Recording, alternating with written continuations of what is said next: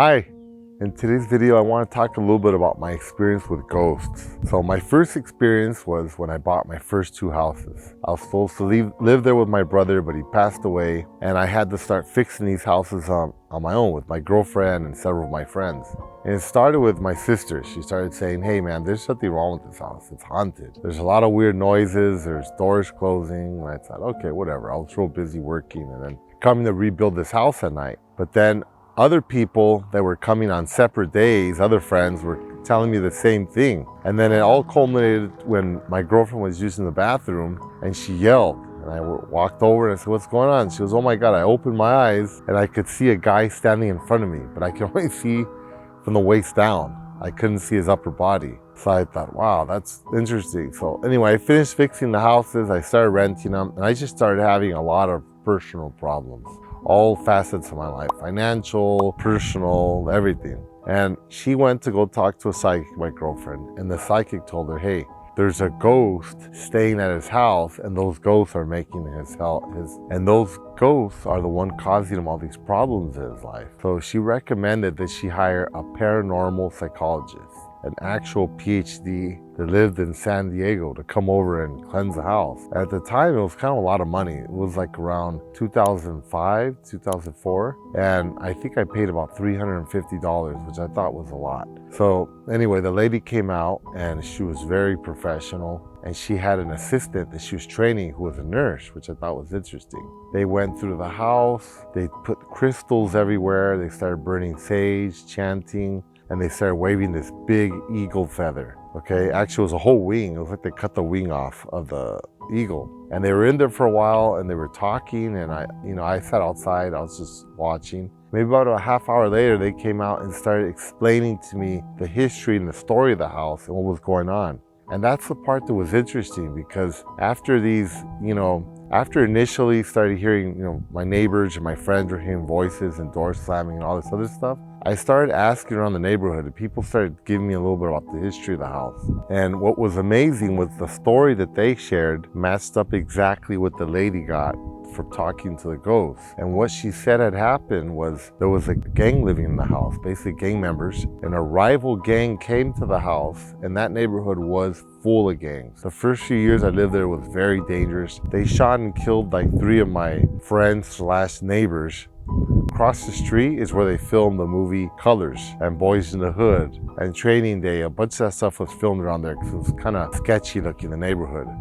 But anyway, this rival gang came to my house before I owned it, and they killed a bunch of people in there. They shot it up. They killed a bunch of gang members. And apparently ever since then, those gang members have been there in the house, along with a young girl. There was a high school across the street. They got raped and killed in the basement. And several of the children in the neighborhood and the parents told me about that horrible experience. And someone got raped and they put like yellow tape around the house for like 6 months. And a lot of bad things happened there. And when I was cleaning and fixing the house, I remember there was a lot of crack pipes in there. The walls were full of like marijuana paraphernalia, needles, just all kinds of unsavory stuff in the garage. So there was actually a lot of drug activity there. So those ghosts were living there and they were pissed. They were upset because they said I was going there and I was fixing it up and I was tearing it apart and that it wasn't my house. And in particular, there was a couple there, a man and a wife, or a boyfriend and girlfriend, I'm not sure, but they were a couple, and they had a baby. And apparently those two were shot and killed when they had the shootout, and they were looking for their child. So those were the two that were predominantly causing me a lot of issues in my personal life. So I found all this very interesting, because how could she know what actually happened there? They lived in San Diego, and all this stuff had allegedly happened like 10, 15 years before I even bought it. So it was a while ago. So it was a coincidence that it all matched up. And basically what she did was she talked to these ghosts and she helped them. Kind of like in that movie, The Sixth Sense, where Bruce Willis doesn't know he's dead. She explained to them that they're dead and she helped them transition to the other side.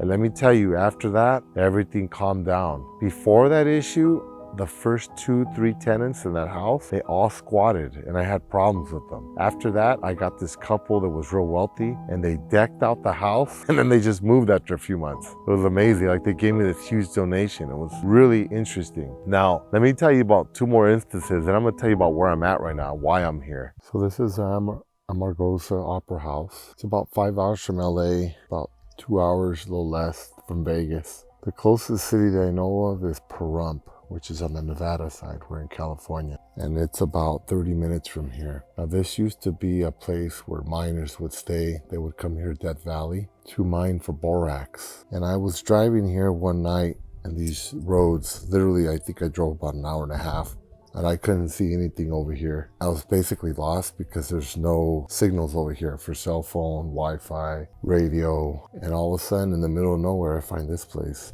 So I come to check in, and they tell me it's one of the most haunted places in the U.S. or even the world, and ghost hunters come from all over the place. So I said, oh, great, okay, sounds cool. And as you can see here, you can park right outside your bedroom door here. See that? So we parked right outside the door, and our bedroom was there. And in the course of the night, it was me and an ex-girlfriend, Maria. We went to sleep, and about 2 in the morning, we felt really cold, and both of our feet were uncovered. And you can see the decor here is pretty interesting. Both of our feet were uncovered, and the room was cold. And from what we heard, when there's ghosts, the room gets cold, the temperature drops. So we both woke up at the same time. I actually woke up because I felt somebody pulling my toe. That's why I woke up. This is the hallway of the hotel, by the way. Okay, very simple. And it's always very quiet. There's actually 3 other guests staying here tonight. Anyway, someone pulled my toe. I woke up. I felt the cold. We were just like wondering like what's the heck's going on. And then all of a sudden, these people, by the way, are the people that helped found the place. It's almost like Disneyland here. These drawings are kind of interesting. It is supposed to be for the next investor here. So we were standing there in the room, and I heard like a noise outside, like static. I heard, and I said, what the heck? I opened my door, and it was coming from my car. So I opened my car, and it's coming out of the speakers of my car radio, okay? Now my car is turned off, and I'm like, why is there sound like static coming out of my speakers? I kept turning the car on and off, playing with the buttons. I couldn't stop it. It just kept going. And this is a picture of Martha Beckett, the lady that started the Amargosa Opera House. I believe she started it as like a ballet and an opera house. People would actually come from around here to see her perform. Right now, they just had a flood recently, so I can't go inside. But I've been inside. It's really cool. There's a lot of it looks almost like Disneyland, like a lot of characters painted on the walls. It's kind of scary looking and very quiet, so it's kind of surreal. But the place is interesting. You go in there, it's like, I think it was like $10 to go before. The hotel here is about $100 to $200 a night, well worth it. So I couldn't turn off the static on my radio. I just gave up. I said, okay, this is the way it's gonna be. I left it, I went back to my room, and I went back to bed after a while. In the morning, it stopped. As you can see, the architecture here, this place is pretty old. The walls look like they're made out of like adobe or something. In fact, I know they are, because you could see it kind of buckling in some places. And there's actually dirt in there. The walls are made out of dirt. There's free coffee in the morning. There's a kitchen. But the most interesting thing is the guy showed me how to use a ghost tracker. And I thought it was a joke because when I turned it on, there were all these ghosts here. But I've turned it on other places and I've never seen all the ghosts that I see here. So I'll show you a little bit about what this ghost tracker looks like.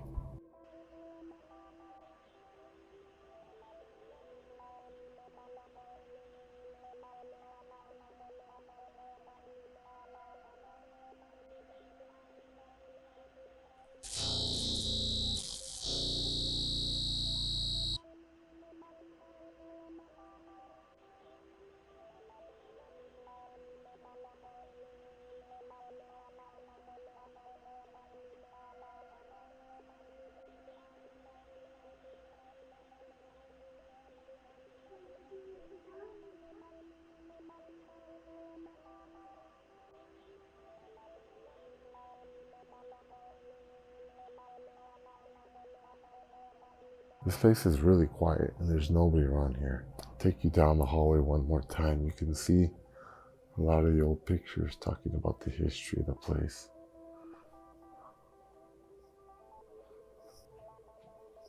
Here's like some write-ups on newspaper.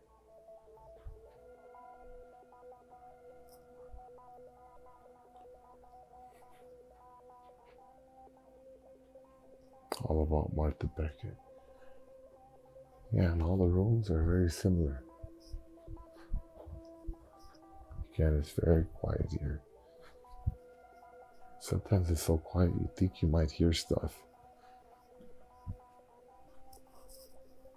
A lot of skylights, but again, we're in the middle of the desert.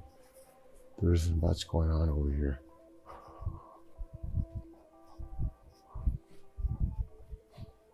It's just one long hallway with a set of rooms, a living room, and a kitchen. And a lot of these really cool, like, old drawings here you can see.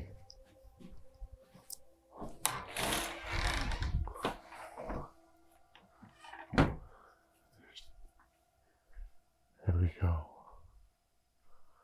Okay, the second situation I had with ghosts was working at one of my hospital jobs, Barlow Respiratory Hospital. The building is over 100 years old, and there's a lot of activity there. It used to be a ward for people that had tuberculosis. They used to have iron lungs during the polio epidemic. They used to have a lot of stuff going on there. And a lot of people died there. There's a lot of ghosts. And I remember there was one room, maybe two, but there was one in particular that the call light would always go off, even when we had no patients. So the hospital administration, they switched out all the electronics, they rewired it, they just kept doing work on it, and none of it would work. The call light would go off a lot, even when there were no patients. So we used to not put patients in there and just kind of ignore the call lights when they would come on that room. And whenever the hospital got full, then we would stick patients in there, but otherwise we wouldn't. And this never got resolved. There was apparently like a ghost there, and the staff would talk about a lot of other things like drawers opening and doors opening and stuff like that, because a lot of different people died in that hospital. It was a wonderful place, and I was happy I got to work there. But I remember at other hospitals, when I mentioned I worked there, they said, "Oh, you work at Barlow?" And I said, "Yeah." They said, "That place is like the dumping ground," which is kind of sad to say, but they meant in the sense that they would send their people that had very low chances of survival. So there was a lot of death there, a lot of ghosts there. And then one night I ended up at this place. This was my third experience with ghosts, and this is kind of what really made me believe in that they exist, aside from these other experiences. I was driving through the desert here one night with a girlfriend, and we were lost. And if you've ever been out to Death Valley, there's like nothing, okay? So right now I'm in the Amargosa Valley at the Amargosa Opera House. So this is about 5 hours from LA, and the closest thing is a city called Pahrump, which is about half hour over the border in Nevada. So we were driving around over here, and there's no lights, no GPS, no cell phone signal, radio signal, nothing. Pitch black, it's in the desert, which is awesome. But we were lost, and we were like, dude, we've been driving for like 2 hours, we haven't seen anything. You know, you kind of start getting nervous, like what's going on? Even though there's only one road, okay? So we really couldn't get lost, but it was just kind of weird not to see anything. No rest stops, no lights, nothing. So we somehow ended up at this place, and we were like, oh good, man, a hotel. It says Amargosa Opera House, but on the other side also says hotel. So we go into the front and we start talking to the guy at the front desk, who was really cool. And he's telling us that this place is actually one of the most haunted places on earth. And a lot of ghost hunters come here, and people making shows and all this kind of stuff. And I said, wow, that's awesome. He said, yeah, they were just here a few days ago with their EVP cameras filming all night and all this. I thought, okay, that's pretty cool. So he told us to download a tracker, a ghost tracker. So we did. And we walked around and we saw these ghosts, and all that was kind of cool. But, you know, it was an app, so we weren't sure if it was legit or not. We went to sleep. What I remember is, you know how the beds, usually in hotels, they tuck the sheets in at the feet. Well, they were tucked in, and we went to bed. And about 2 in the morning, I woke up because somebody was pulling my toes. And I sat up, I looked around, and my girlfriend was awake also. And we noticed that someone had pulled the sheets up on the bed. So all of our feet were exposed. And it was really cold in the room all of a sudden, even though we had a heater on, which was kind of weird. And that's what they say, that when ghosts appear, the temperatures sometimes drop. Well, it got really cold in there. So then we were just looking at each other like, what the heck? So we started listening. We heard like static, you know, like from like a TV that doesn't work, or a radio signal that goes, something like that. And this place, you can park your car right outside your door. So I said, oh, it's coming from the car. I walked outside, went into the car, and the speakers were actually shooting out static. They were making noise. And then I thought, oh, wow, I thought, my battery gonna die or what's going on? I started playing with the radio on and off, couldn't turn it off. I turned the car on and off. I just couldn't. I kept doing all this stuff, nothing worked. So it just kept going. It was coming out of all the speakers in the car. And they say that ghosts also use speakers to communicate. So someone was trying to communicate, apparently. There was nothing around here that could have caused that. It's never happened to me my whole life. I've never seen it happen in my 30 years of driving, 35 years. So I just closed the door and left it, and it just kept making noise. I went back to the room and we walked around for a while and we just went to bed. But I always remember this place because it's really cool. Inside this opera house, you can see it's all decorated from this really interesting lady called Martha Beckett. She came from New York. She was a ballerina dancer and an opera singer. And I don't know, somehow she decided to come here in the middle of the desert. I mean, really in the middle of nowhere, and built this place. And the paintings in there are really cool. It kind of reminds you of the haunted house at Disneyland. But the rooms and everything are really cool. So thank you for watching. And if you have a chance to visit this place, it is really cool. You can go online at AmaragosaOperaHouse.com. You can book rooms. And let me tell you, it's worth the experience to drive out here. Because one, you're right at the entrance of Death Valley, so you can go to Death Valley, or you're like an hour and a half from Vegas. So you can actually go to some other places around here that are interesting, but the experience of staying here is like none other. It's actually one of the coolest experiences I've had. So if you ever had a chance, come over here kind of early, spend the night, and you're not gonna be watching TV or anything. You'll get a chance to soak it in and have this experience. So thank you for watching, and from Amargosa Opera House is Dr. Ernesto. Thanks and goodbye.